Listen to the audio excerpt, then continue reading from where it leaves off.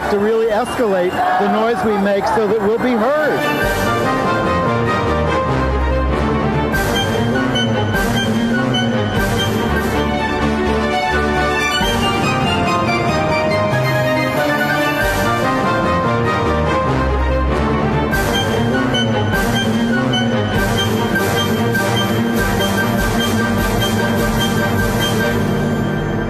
Welcome to Gay USA. I'm Andy Humm, and welcome back, Ann Northrop. You didn't have to get sick just because I came back. Or was something in the air? I don't know. It's maybe allergies, whatever. We don't know. You are a little under the weather. But I am happy to be back, or happy to have been away, or whatever. Both. But in the news, we don't have to tell you, but the Trump assault on human decency, immigrants, and our courts is intensifying. So nothing has changed since I've been away. Well, just getting worse. But the Democrat-led House did condemn Trump's racism and voted to end his ban on transgender service in the military. See what happens with that. Not much. Well, we told you about those gay teachers at the Catholic schools in Indianapolis and their various faiths. Well, there's a couple of twists in the story. Our ambassador to China is a former Iowa governor, and he is very homophobic, and that is going to cost Iowa taxpayers millions of dollars. It is. And the governor of Puerto Rico and his circle, this was a big story this week, are exposed as raging homophobes, among other things. We will look at the passing of a virulent anti-LGBT bigot in Congress, the passing of an essential ally on the Supreme Court, and a trans pioneer. The big tech companies are funding the campaigns of officials who oppose LGBT rights. You may have seen them at your local Pride Parade. And there's now a new campaign to fight those corporations giving that money to the anti-gay politicians. We'll tell you about that.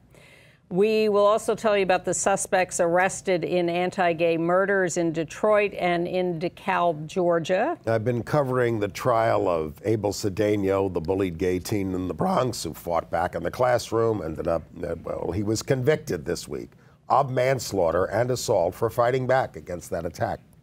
A legendary gay man will be on the money in Britain. And Billy Porter scores a first at the Emmy nominations. Very exciting. Yeah. All right, well, Trump. Race baiting. Oh, God. Well, you know, this is all a very specific strategy on his part. The Democrats were looking like they were splitting between the big group with Pelosi and the 4 congresswomen seen as out to the left.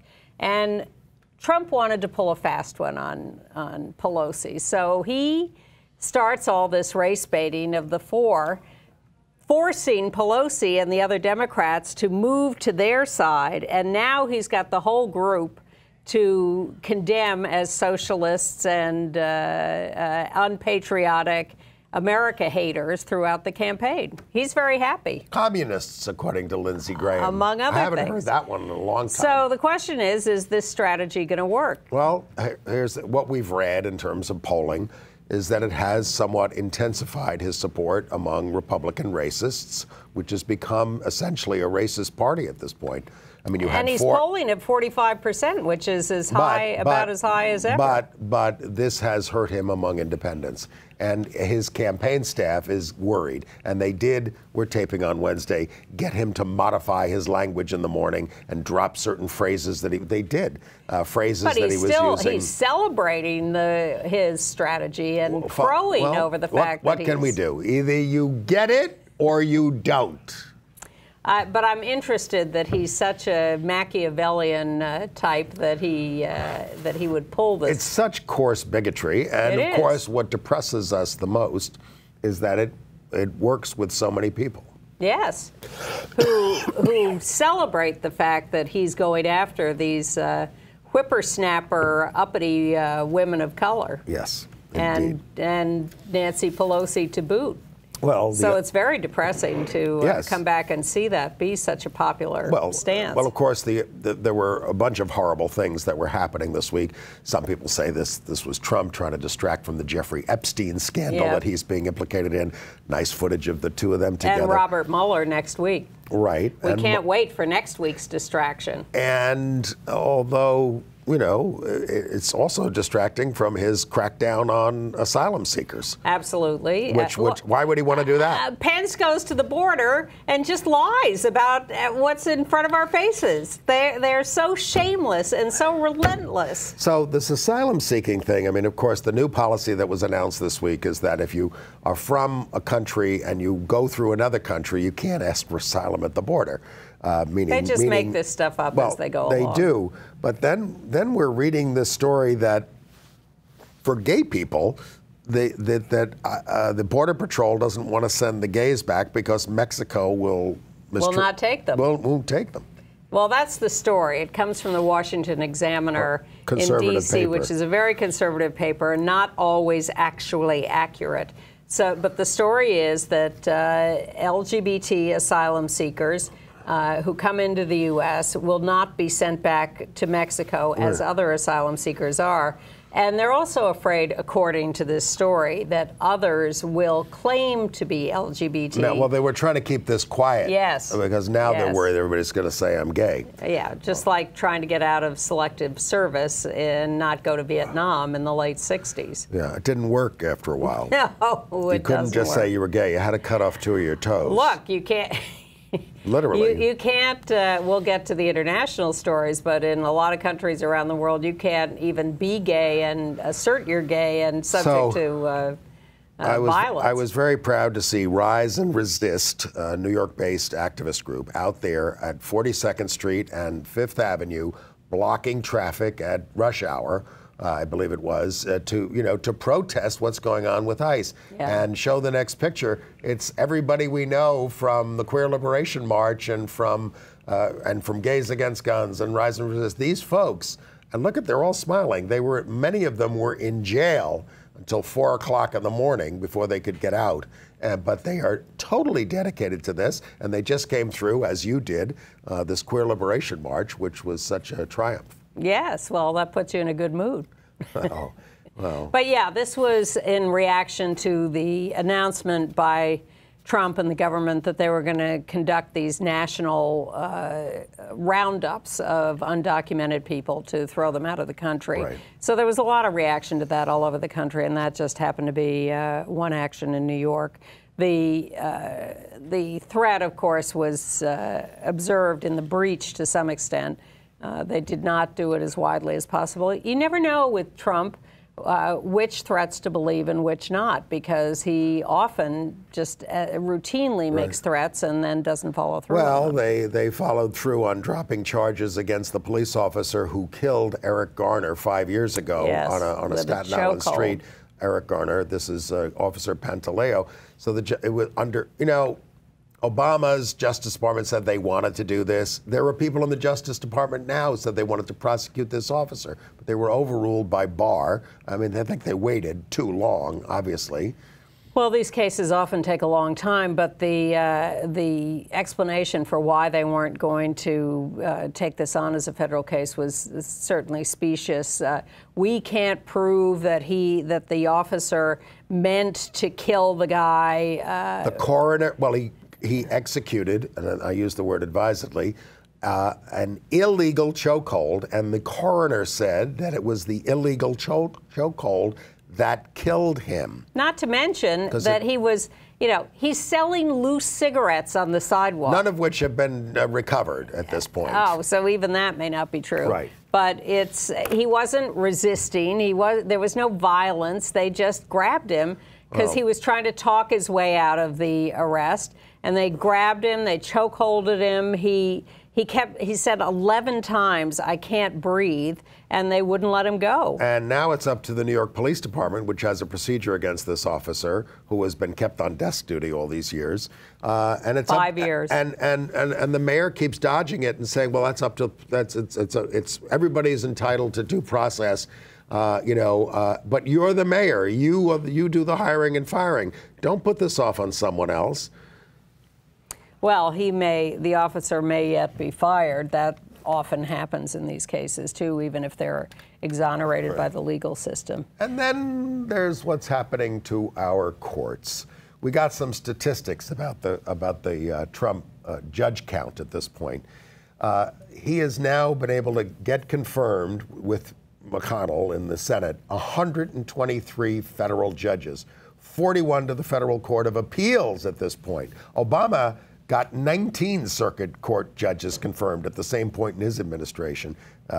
Trump has gotten 41. So now Trump controls 22% of the judges on the Court of Appeals and 14% of the judiciary overall. And they are 78% male and 87% white. You know, Jimmy Carter is really one of the ones who really accelerated diversity on the bench. I mean, yes, Lyndon Johnson appointed Thurgood Marshall, and there were other federal judges who were African-American and Latino, et cetera. But Carter did a lot for that. He's the one who first appointed Ruth Bader Ginsburg to the federal bench, not to the Supreme Court. So it's awful. But then we have these stories, right, about Pence. He is actually trying to stop a former Indiana Solicitor General, Thomas Fisher, from getting a seat on the Seventh Circuit Court of Appeals because he doesn't want his social conservative governorship to come under scrutiny at his hearing. He knows that if this guy is nominated, because he defended all of Pence's anti-LGBTQ and anti-abortion, religious freedom, all that stuff. Why wouldn't he be proud of it? And also, well, so if the guy goes up for nomination and goes to a Senate hearing, he's going to get grilled about all this, and all this stuff about Pence's policies is going to be back in the headlines. Also, Pence's plan to block Syrian refugees, if you remember that crisis back in the day. So I do. It seems a long time ago. Trump is making a lot of progress in the Ninth Circuit, which used to be the most liberal circuit, and now we get a decision from them refusing to block the Title X gag rule, which is really something that is going to hurt all women's health, of course, but also people with AIDS and other things. There's just, there's no end to this, and it's, I would have to say, worse than we ever imagined. As I always say, that's the reason I went to the hospital with chest pains the day after the election, because no. I mean, yes. I felt it all. I knew what would happen. This is what happens, especially since we got rid of the filibuster on federal judges, and then there's just nothing to stop anything anymore. So we can celebrate the fact that the House passed the condemnation of Trump for his racist comments, but where's that going to go?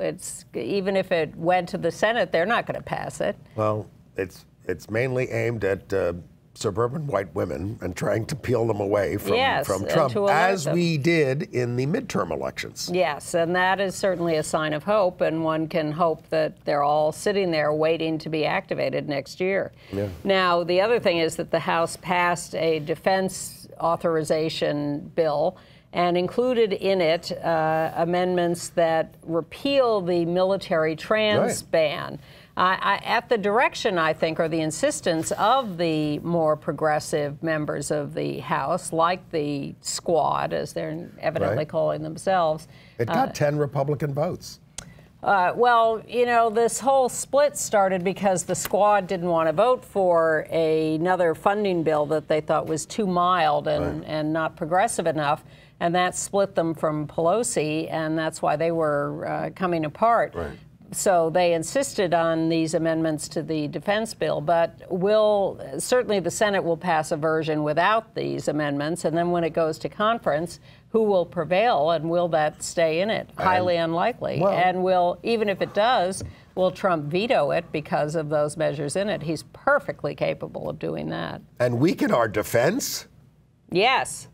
Because well, you know, as somebody has pointed out, he's made these threats before. All this crap that he dishes out at these women, they hate America. He spent the whole 2016 campaign saying how awful America was. Yes. Awful. Yes. It was. Yes. You know, this is well, you don't expect consistency or truth from him, do you? I don't expect anything but lies. Yeah. On the other hand, the Third Circuit Court of Appeals upheld an injunction against the enforcement of Trump's regulations, broadening the employer's exemption from requirement under the ACA to provide contraception coverage. Very important.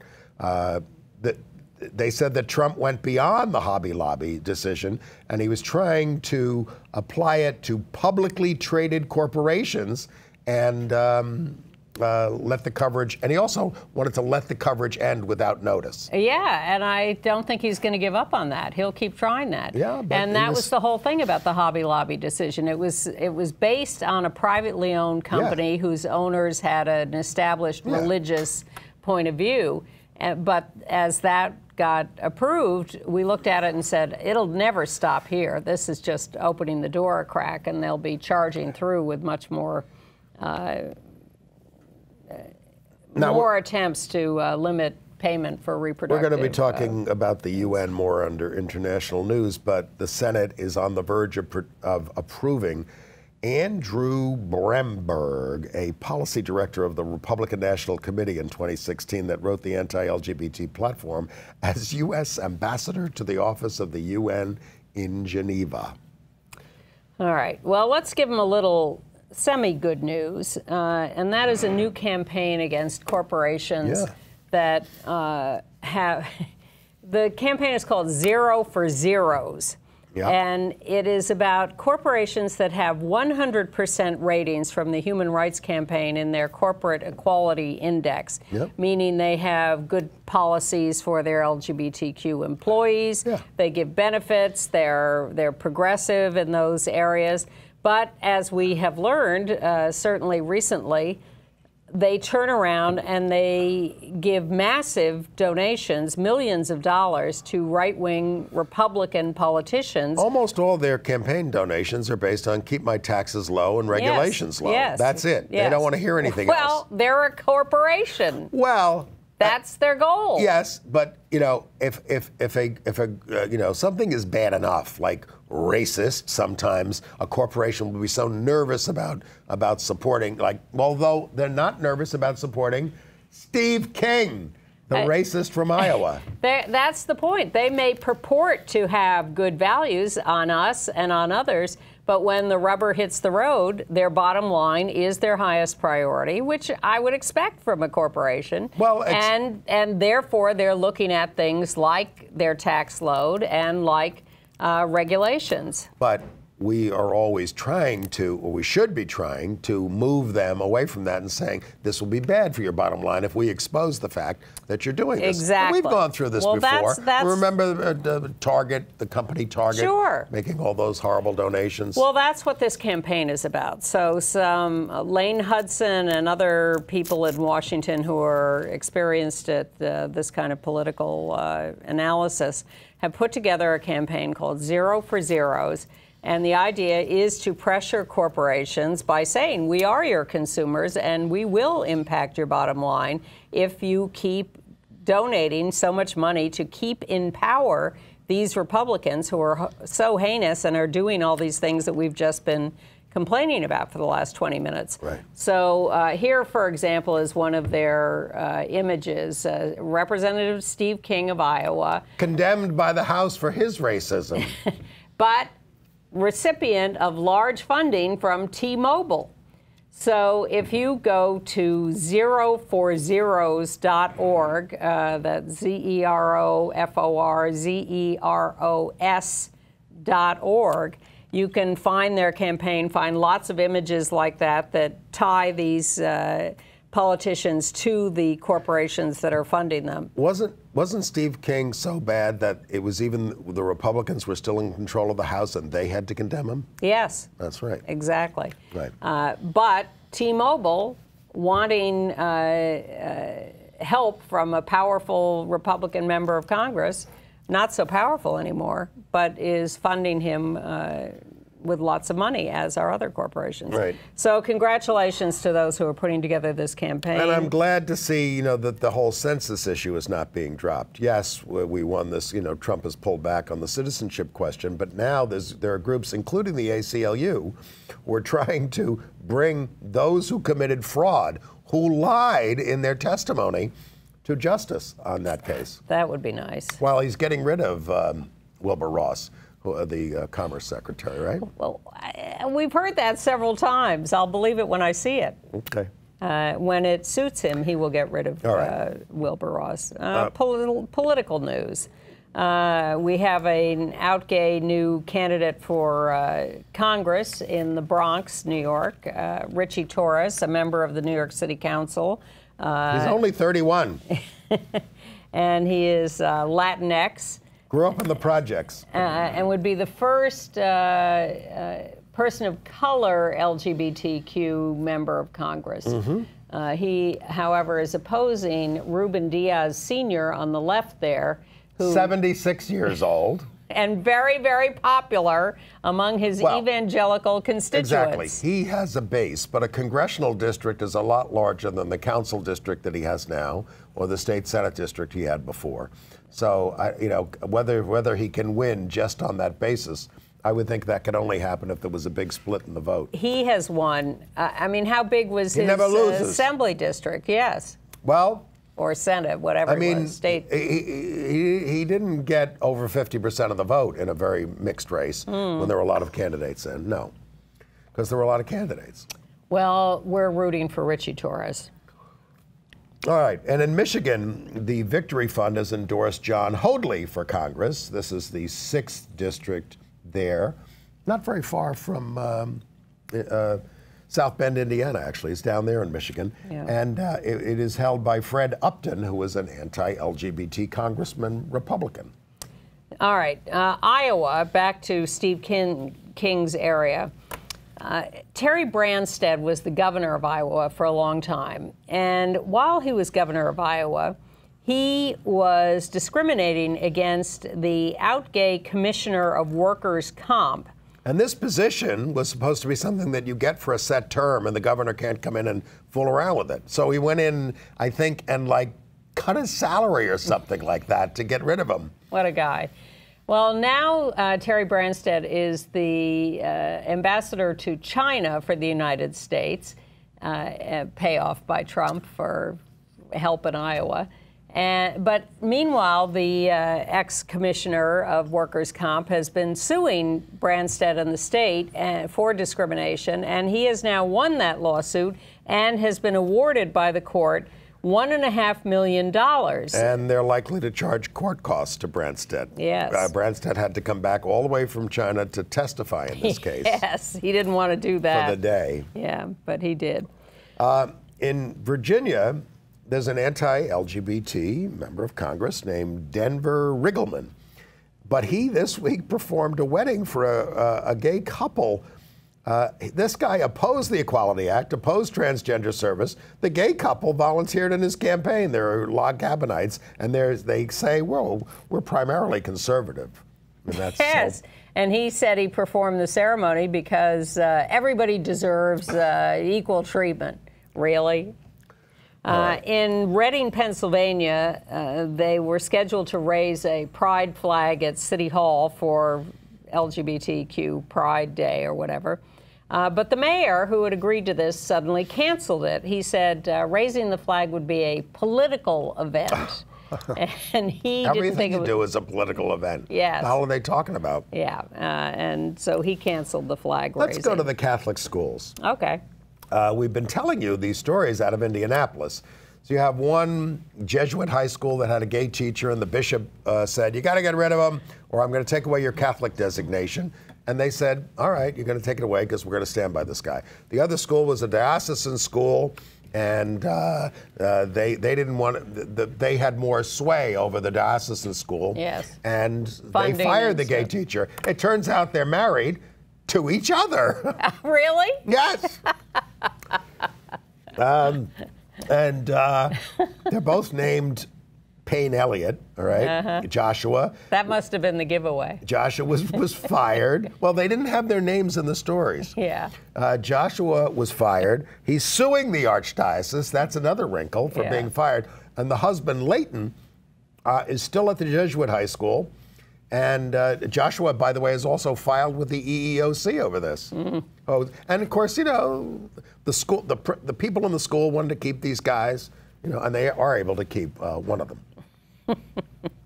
Well, good luck on that. So lawsuit. the other Catholic school thing, Notre Dame High School in San Bernardino, they fired a gay principal back in April. And the school president has now resigned in protest. Other staff has quit over this, and financial support for the school is dwindling, and the principal is suing over this. Well, speaking of married same-sex couples, congratulations to the Native American Sioux couple, Felipa de Leon and Monique Muffy Monceau. From left to right. They have convinced the Ogallala Sioux tribe in Rapid City, South Dakota, to legalize same-sex marriage. What is often overlooked is that when same-sex marriage was legalized in this country a few years ago, that did not apply to Native American territory, reservations, because they are self-governing to some extent. And certainly in this area. So one by one, various tribes have taken on the question, and this is a new victory. Yeah. These women wanted to marry some years ago, and when it was legalized for the U.S., and we're told that the tribe had not legalized it for their territory. But they did it legally. They went off and got married elsewhere. At Mount Rushmore. And then worked on pursuing the tribe legalizing it, and now they have. So thank you for that work. Right.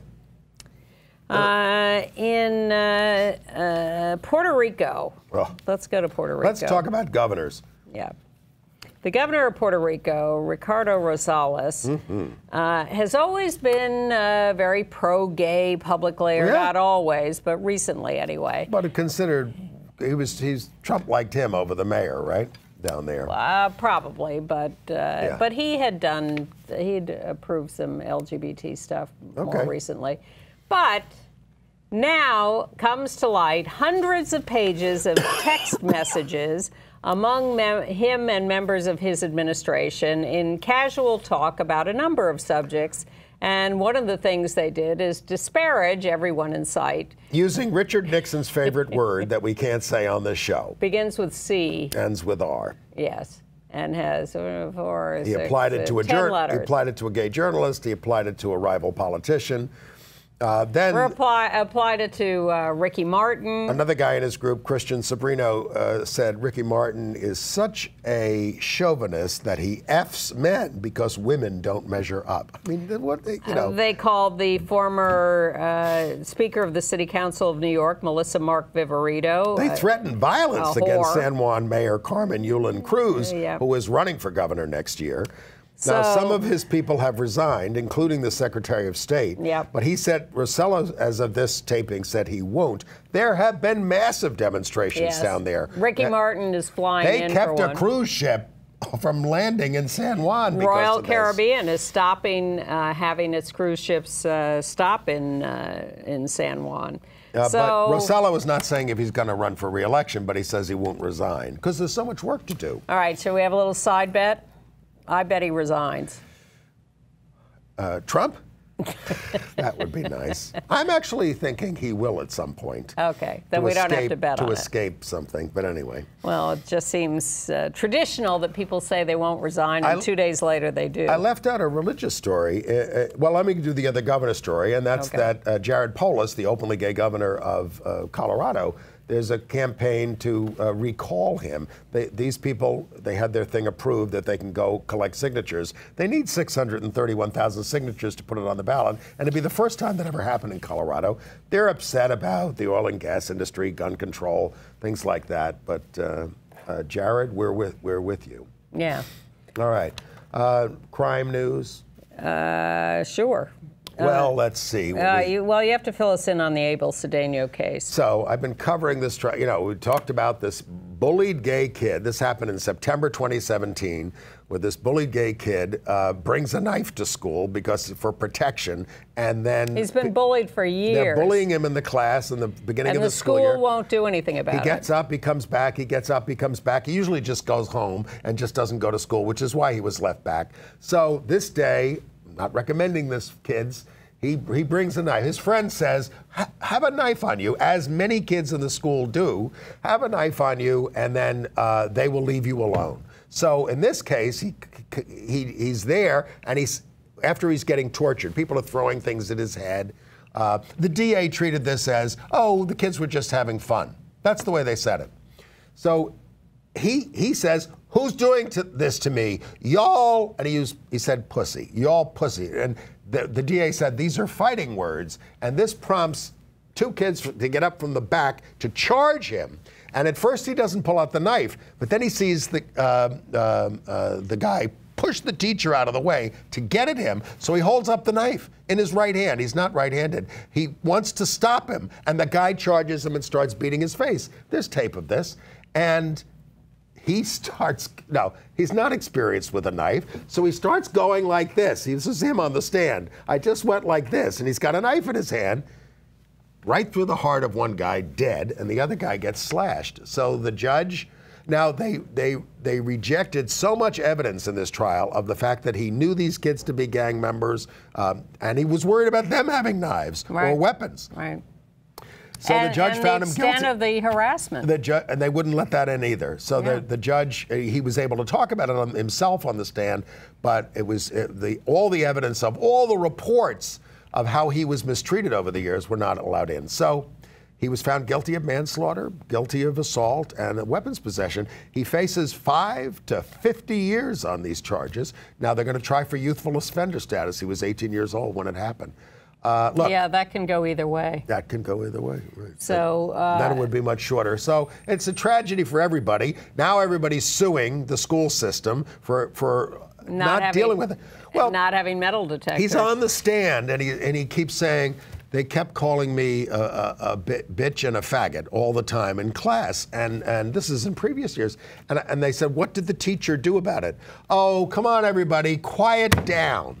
Not deal with it. And one teacher said, "Why don't I get you two together, the bully and you?" And or tell oh my God. So the schools are on the hook for a lot of that. Now, what's a teacher supposed to do in the middle of They've closed that school, by the way, because they finally dealt with the idea that it is impossible. So it's the whole thing is heartbreaking. Heartbreaking. But kids need to know what their options are. Oh, he tried for a transfer. He was turned down. Anyway, all right. Other crime stories. In Arizona, a camp rejected a 9-year-old trans boy, a foster child, for a 4-day stay at the camp on the grounds that they would have to do too much training of the camp staff. Yeah, well, that's why we have a Harvey Milk School, because the schools don't want to deal with the issue. In Detroit, a man was charged with shooting 2 men because they were gay. Malcolm Drake, 26, is in critical condition, and Brian Anderson, 31, died. Demetrius Nelson, 26, used Grindr to target them. And he's charged with first-degree murder, felony murder, and assault. And then DeKalb, Georgia, 2 suspects in the shooting death of a gay man, Ronald Peters. Joshua Ellis and Shalia Moore. There are murder warrants out for them both. Ellis is in custody. They robbed him with homophobic slurs, and the other one's on the run. And then a sad case of domestic violence. WNBA player for the LA Sparks, Rakuna Williams, has been suspended for 10 games. She is said to have attacked an ex in the ex's Florida home. Eventually pulled out a gun and threatened a couple of guys who were defending the ex. She was booked on. The players' union is appealing the suspension, but that's fairly routine for Major League Sports players' unions appealing any kind of suspension like that. It doesn't sound good. And then there's the Presbyterian pastor in Elizabeth, New Jersey, William Weaver. He's accused of sexually abusing numerous men over the years. This is going back decades. He would do an elaborate ceremony that involved purging evil spirits from their bodies by performing oral sex on them. And he told the victims he learned it from Native American tribes. And then he would put his tongue in their mouths to see if the evil spirits were hiding there. But he has not been indicted. He's retired, and he has not been disciplined by the church. They say they're investigating. Let's talk about some people we both admire and didn't admire who died this last week. Well, I want to get the taste of that out of my mouth. This is very sad. Bibi Scarpinato. We have a picture here of the whole Gay Activist Alliance crew, including in the center there, our associate producer Bill Ballman. But Bibi is on the left of that picture in the back in the dress. This is someone who was very involved in the early Gay Activist Alliance, worked with Sylvia Rivera in Street Transvestite Action Revolutionaries, the Queens Liberation Front, was on the original board of the National Gay Task Force, and active in planning the first Christopher Street Liberation Day.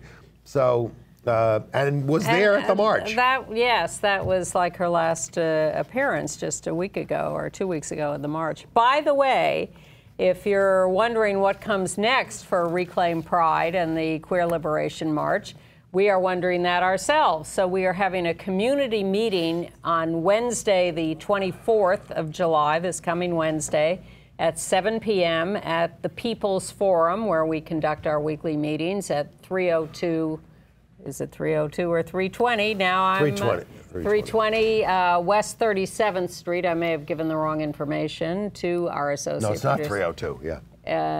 And it's forget. Oh, West 37th Street, the People's Forum between 8th and 9th Avenues. It will be. It is 320. You're right, because it's halfway down the block. It will be in our weekly email blast, which you can sign up for by going to our website, www.gayusatv.org, and also give you the information on the, I guess, the memorial service or funeral for Bibi Scarpinato. Thank you, Bill, for correcting that address. Apologies for giving you the wrong one. 320 West 37th. So Wednesday, 7 p.m., Reclaim Pride. Where do we go from here? Right. You can be part of that conversation and the work. And Bibi's service is on Saturday, July 20th up in East Harlem. Okay. So we will talk about that. Now, less admirable. Less admirable, despicable.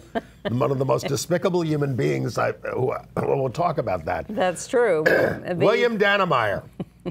Orange County, California congressman. Before it was Democratic. Dead at 89. Yeah, he read excerpts from describing gay sex acts into the congressional record to get us somehow, and then he called for quarantining PWAs, return of anti-sodomy laws. He said that PWAs emit airborne spores that can give HIV to those around them. He later recanted that.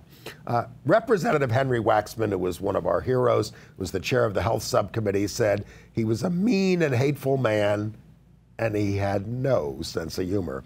And later in life, he married Dr. Lorraine Day, a Holocaust denier. Yeah, he was relentless. He was one of those ones who just kept pounding and pounding and pounding. Now, for Supreme Court analysis, I go to you. John Paul Stevens, dead at 99. Oh, now, there's a real hero. Appointed to the bench by Gerald Ford, yes, who said that if he was remembered for nothing else than the appointment of John Paul Stevens, he would be very proud and happy. And he replaced William O. Douglas, the greatest liberal, who was the longest-serving justice, and he was the second longest-serving justice, John Paul Stevens. And according to something I heard today, didn't like to be reminded of that. Oh. But but he turned into a great liberal and was certainly with us on all the cases. He was appointed to the court, I think, in '79. 75. Yeah. So he was there for all the cases like Romer v. Colorado and... he voted to get rid of the sodomy laws in #86, which we lost 5-4, and then we won Bowers in 6. v. Hardwick. We won the Lawrence decision. Yep. He wrote the dissent in Bowers v. Hardwick to go after them. A really wonderful He moved guy. left on the death penalty. Yep. But he said that the 2000 Bush v. Gore decision can only lead credence to the most cynical appraisal of the work of judges throughout the land, and that it really hurt the judiciary to step in there and essentially make a political decision. He was not always a liberal, but he insisted on strict separation of church and state, and I learned by reading his obituary that he served in World War II at Pearl Harbor working on breaking Japanese codes, for which he was awarded the Bronze Star. More on that later. Yes. And finally, Rose Green of Los Angeles. She developed the inaugural California AIDS ride in 1994, and that's what she's most famous for. But she was also she was an activist in the 60s, essentially before Stonewall. She's died at the age of 72. She was on the board of the LGBT Center for many years, and she is survived by her wife, Helena Ruffin. All right, are we ready to move on to international news? We are. Before we do, I will pass along a rumor that for those of you in New York, and particularly the Chelsea region, watch out. Replacing Olive Garden at 22nd Street and 6th Avenue, reputedly Chick-fil-A. Oh, no. Well, I think they gained a toehold. They first came in with one place by NYU, and the world didn't blow up. And now I noticed there was a Chick-fil-A on 6th Avenue that we marched past that people stopped and yelled at. Oh, at least they didn't stop and eat. They grab a sandwich. They yelled. Why wasn't Chick-fil-A out there passing out sandwiches? Well, if they'd been smart. But now I think they're going to expand their footprint in New York, and we're going to have to figure out what to do about that. International news. Yeah. In Brazil, Glenn Greenwald, the Outgate journalist who was famous for breaking the Edward Snowden leaks and criticized for criticizing Russiagate. He lives in Brazil with his husband, David Miranda, who was a state senator down there. And he's been doing stories about the corruption in the prosecution of the former president Lula that paved the way for the anti-gay fascist Bolsonaro, and now they're after him. He's got bodyguards all over the place. He expects that they're going to try to put him in jail for this, and he says, they're making death threats. They're going after his husband, calling him a girl. Well, nothing wrong with that. Anyway, it's just scary down there. He says, put me in prison, but it's all going to come out because, he puts the information where everybody can get it. That's right. Well, he is kind of fearless. Yeah. Sweden. For better or worse. Sweden rejected a gay Iranian teen who's there asking for asylum. They took his trans sister a couple of years ago. Yep. But this is one of these cases where they refuse to believe that he's gay. Well, he had an early interview where he said he had a bad interpreter and it all went badly. Yeah. And now they're saying, well, there was nothing wrong with that procedure, so we don't want to hear anything new. And he's afraid of dying if he has to go back. To Iran, where they do, in fact, kill people. He does have a 23-year-old Italian partner, and he's being backed up. They've been together for 18 months. Yeah. Anyway, so... but he was, was supposed to be out in 3 weeks. Israel has a little dust-up going because the new education minister says that not only does he support conversion therapy, he has performed it successfully. It works. He's an Orthodox rabbi. He's the head of an ultra-nationalist United Right Party. And this is the problem with coalition governments, because then these tiny minority extremists who give other people a majority to put together a government have control. Israel has never had a majority government, ever. So they've always had to cobble together these groups. This guy also said that he's guilty of anti-Arab racism, and he called Jews marrying non-Jews a second Holocaust. So Bibi Netanyahu got on him and said, this isn't us, we don't believe this. This is unacceptable. You've got to convert. It's not the government's position. He says, I'm not for conversion therapy, he posted on Facebook. Come on. Well, here's what I'm talking about the rabbi. Yeah, exactly. So here's what I noticed was in Netanyahu's statement. He referred to the pride community. Say it, Bibi. Gay. Just say it. At least say LGBTQ. Well, but the pride community. Maybe we should call ourselves the pride community. You know. What are we, lions? Better news from Britain. Okay. Where Alan Turing is going to be on the 50-pound note in a couple of years, in 2021. He was chosen from 1,000 nominations because they want to broaden the diversity of it. This is the guy who essentially invented computers and broke the Nazi code and the war and saved hundreds of thousands of lives. But he was convicted of homosexuality in 1952, given hormone treatments as opposed to prison, and he died in 1954, some say of suicide. He was pardoned, though, in 2013. The Bank of England made the choice. This is not a government choice. It's the Bank of England choice. The 50-pound note is the highest value note and the least used, but it's certainly getting a lot of publicity. I don't see those anyway. The quote on the bill is something he said in an interview, which is, "This is only a foretaste of what is to come, and only the shadows of what is going to be." That sounds kind of ominous, actually, and that's what's happened. Is that what you want on your money? That's what's happened with computers. But anyway, he was brilliant, and he's being appreciated. Of course, people didn't hear about it at the time because the people who did the Nazi code breaking, they weren't allowed to talk about it. No, of course not. Now, I was also interested in for many, many years afterwards. Yeah, I get it. And until we have the TV series about Bletchley Park, of the women. Bletchley Circle. Bletchley Circle, yeah.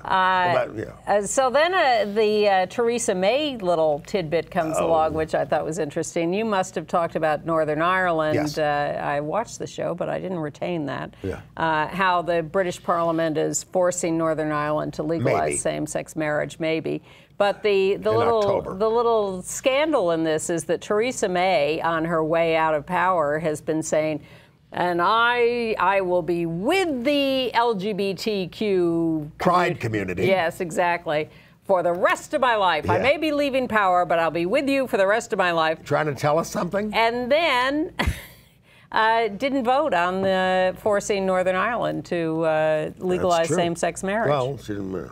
The European Court of Human Rights has fined the Russians for not letting 3 LGBT groups register over the last 10 years. They're charging them $41,000. Yeah. But this has to do with the Olympics and all that. Oh, because and Russia argued in court, this will destroy the moral values of society and undermine Russian sovereignty by decreasing our population. Well, that's been their position for many years. The United Nations has extended the term, a second 3-year term, for their expert on sexual orientation and gender identity, violence and discrimination. And they got a bigger vote this time around. I'm not sure what this guy is actually doing, but it's considered a positive. But the U.S. didn't vote. And why? Because Trump took us off the Human Rights Council at the UN early in his term, so we no longer have a vote on things like India this. abstained. Yeah. India's legislature is also revising a trans rights bill. We got some bad thing out of it that, made you have to go through a screening panel to get certified that you're trans, but the final draft is not ready yet. But there were African countries and others that stepped up and voted for this expert this time around, and that kind of thing is progress. How about FIFA's new policy? Speaking of soccer, referees can shut down games if these are soccer games or what they call football if anti-gay chants are extant in the stadium, and Mexico is apparently the worst offender. They are. They've been talked about for years. Puto, they say all the time. I don't think that's going to make the Mexican fans stop saying all that. Well, I wish we could get what's going on in Honduras to stop, but 3 trans women were killed there just this month, and this is the kind of stuff that people are fleeing from Central America and coming through Mexico to try to get here. But that doesn't impress Trump, because he just doesn't think, and at the same time, he's cutting off any kind of funding for Honduras, Guatemala, Ecuador, no, what's the other one? El Salvador, right. Because he doesn't want to fund them anymore, but it's that kind of funding that can make a better society that would have people less attacked, but he's taken it away from each end. Right. A number of stories from Canada. The Anglican Church of Canada has been considering sanctioning same-sex marriage. Allowing it, yeah. Yes. Sanctioning in the sense of allowing. No, I know. It can be used either way, right. but allowing it, approving it within the church. So they've been going through this three-step process, and the lay people approved same-sex marriage. The clergy approved same-sex marriage, but the bishops have just fallen one vote short of the 2/3 approval needed. Each house needs 2/3, and this must mean that they passed it the last time, a couple of years ago, yeah, and that they didn't this time. But the churches say, look, we're going to keep doing this. The ones that want to do it are going to keep doing it. Okay. And there was a rather violent clash at the Pride March or Pride Parade in Hamilton, Ontario, because there's a vicious right-wing group that came out to attack the parade, and that led to... In Canada?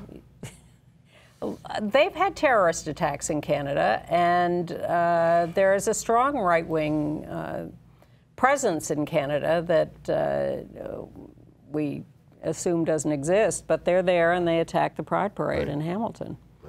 And finally, good news.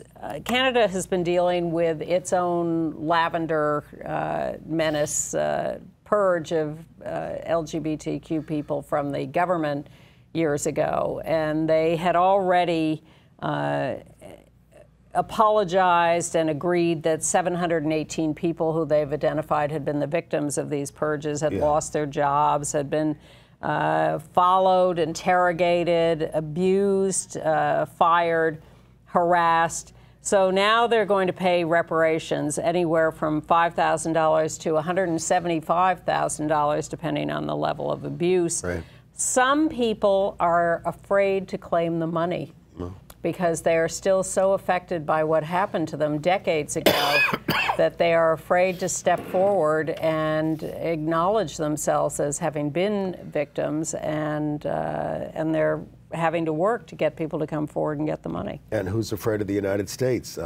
Sort of moving into AIDS news from international news, the global gag rule that bans abortion referrals, it's really severely impacting HIV/AIDS services and prevention abroad, and it leads to much higher abortion rates. But in Mozambique, the agency that deals with all kinds of health, they can't stop mentioning abortion to people. They've lost 60% of their funding. So all you're doing is just making health outcomes worse for everybody, especially people with AIDS. That's the whole point. And it leads to more abortion, if that's what you care about. No, they don't care. They don't care about anything but themselves. So from there on to entertainment news. Well, what's bar dykes? Oh, I saw this adorable little play. I'm going out of turn. That's all right. We can handle this.